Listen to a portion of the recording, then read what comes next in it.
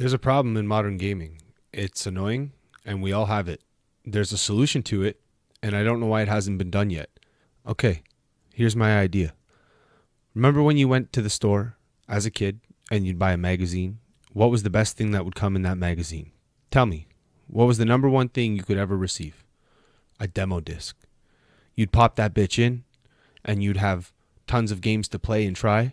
And often, if you liked the game enough, after replaying the first level 12 times, you would go and you would buy a copy of that game. You would tell your friends about it. Your friends would play the demo disc. You'd have no problem lending the demo disc because it wasn't even a full version of a game, and it would spread around. I understand times are different now, but there's still a way that this can be done. If there's a digital copy of a game, and most games are digital, and we're moving to an all-digital future, then why can't we just have digital demos of every game that releases? I understand some games aren't that long. What about smaller experiences? They're like a couple hours. Okay, release an adequate slice of the game and let us play that. That's all you have to do. Smaller games would get discovered and noticed more because we wouldn't have a problem spending money on games that we have never heard about because we would be able to play a little demo of it. Bigger and larger games would no longer be able to release broken, and they wouldn't be able to sell us $100 games that are basically unfinished, and we are paying to be beta testers. This is the solution. I don't know why it's not discussed more. Think about the price of games. It's 60, $70. Okay? By the time you get microtransactions, add-ons, DLC, everything else, there's not often that a AAA game isn't costing you around at least $100. Now, when that happens, you would expect for that price to get what you paid for. It often isn't that. Imagine any other industry where that would happen. It wouldn't fly. It literally makes no sense. Imagine you went to the dealership and you bought a car, and they said it's an amazing car. It's got low mileage. It drives wonderful. It's got this and that, all the bells and whistles. Please purchase it. Here's a great deal. Here's a great price. You give them the money. You're happy. You bring the car home, or they deliver the car to you, and then it doesn't work. Nothing is the way they say it was. It's completely different. It's as if everything they told you was a lie. There's signs and that it's going to be kind of like what they promised, but it's not that. And they let you know, well, give us a couple of weeks and we'll be able to fix majority of it. Just let us work on it. Well, that was never part of the deal. Imagine if you went there originally and they said to you, here, you're going to buy this car, but it's going to take forever to get anything done with it. And by the time you're ready to use it, and by the time you want it, there's going to be a whole new, maybe that's not the best analogy, but you get the point. Okay? I really, truly think this is a solution. I don't understand why it hasn't happened yet. And I understand that back in the day, there was a study and they showed that people who played demos were less likely to buy the game. Okay, well then your game fucking sucked. Okay? That was the problem. You needed to make a better game.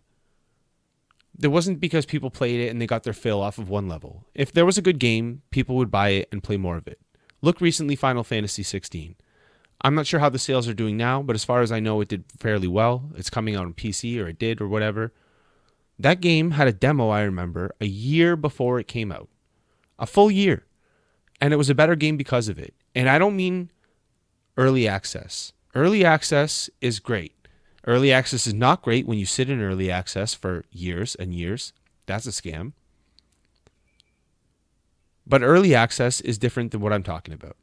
I mean straight up demos. If you had a demo and you released it and it was good, people would buy your game. They'd be more likely to buy your game in droves because everyone would try the demo. Everyone who doesn't have money to play the game would try the demo and then be convinced, oh, this is a great game, I need to buy it. It's the solution. I don't understand, and I know I'm repeating myself here, why this hasn't happened yet. If we look on Steam, there's an infinite amount of demos. You could just play demos for the rest of your life. You could spend 8 hours a day playing demos and never run out of things to play. But that's not your average gamer. Most people will not just do that. They will play a game and they will see if they like it, and then they will purchase it if they have enjoyed themselves. I really think that that's the solution. I don't see what else can be done about this. And I don't see that if we don't make a solution or come up with something that it's going to stop anytime soon. It's become the norm for games to release broken. This is okay in this industry now. It's a normal part of it. It's just something that we accept, and now we have to rely on reviewers. This is a whole nother topic for a whole nother video probably, but I don't want to have to rely on my hard-earned money on somebody else's opinion. That's just not fair. We all have reviewers we go to and that we enjoy, and we're all guilty of going to the scores and seeing what happens on Metacritic. It's fun, kind of. Let's see what the game's going to score. Is it going to be in the 80s? Is it going to be in the 90s? Is a 60 a bad game, or is that just in the middle? It's a whole game on its own. That's not what I'm trying to deep dive into right now. What I'm trying to say is that if we had demos released for these games and all the other games that come out that are broken, they wouldn't be able to release broken. The developers would be forced to put effort and time into the demo, and then the game would have to be adequate to what the demo was, because the company could easily get sued if they release a demo of a game, and then afterwards the thing you purchase is not what was represented in the demo. If you release me a game and you show me a demo and it runs at 60 FPS, and that 60 FPS is at a perfect frame rate and a perfect resolution and everything is nice, and then you release me the full game and it's not the way that it was in the demo, then that company's going to just get tanked and no one's ever going to trust them again, and that'll be the end of that. So it really is a solution.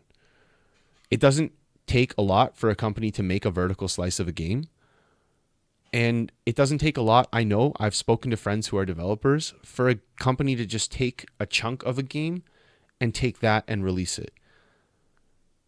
So why not just do that? Okay? I really think that's the solution. There's definitely a better way to go about than just having to rely on reviewers and shills for different companies and hope that they're right.